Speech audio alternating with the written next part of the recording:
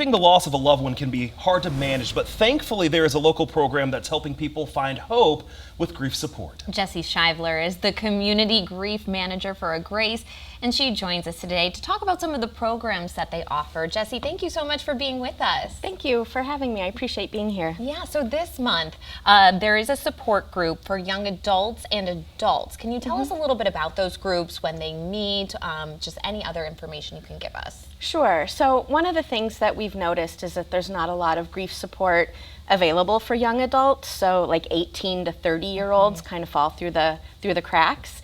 And so we wanted to offer a young adult group. So that meets once a month. It's the second Thursday of the month, and they can certainly, get in touch with us for more details. But we do want to make sure that people know that that's available. We also have an LGBTQ spouse partner loss group coming up this fall that we want to spread the word on. So just trying to meet the needs of people in our community who are grieving a death. And we know there are many stages of grief. So what are some of the benefits to some of these support groups? Sure. So I think the biggest benefit of joining a support group is just realizing you're not alone. Just being in the same space with people is huge.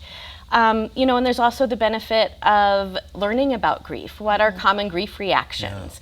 So often we hear from people, they feel like they're doing grief wrong because, they're still sad after 6 months or something. And so just normalizing it and being with others who get it is really the biggest benefit, I think. Absolutely. This is such an important topic. And since the pandemic, we've seen a lot of options for people to participate virtually. Is that the case with this too? We do have some virtual options, yes, absolutely, because we realize for some people that's just a better option. So we do have grief groups available for adults virtually.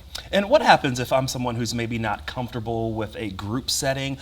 Do you have one-on-one help? We do. Or support groups? Or? Yeah, we do. We do offer short-term individual support. Okay. So for some people that, like you said, is just a better option. It's more accessible for them. Maybe they're not ready to be in front of a group.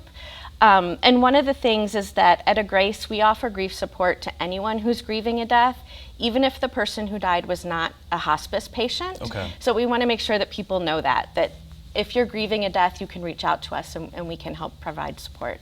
That's really good information. Just so we're up front, any sort of fee involved that people, should expect when they reach out? Sure. So if the person who died was not served by Agrace, there is a fee.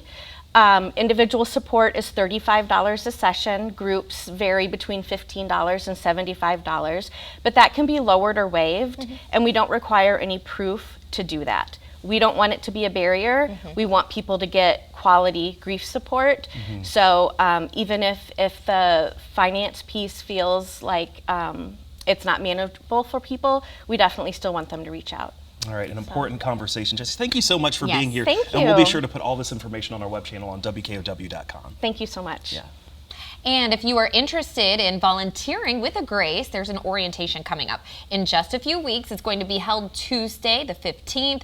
That's from 9 a.m. to 11 a.m. in the morning at the Adult Day Center on West Beltline Highway in Madison. To fill out an application, you can visit the website that's on your screen right now or call that number 608-327-7163.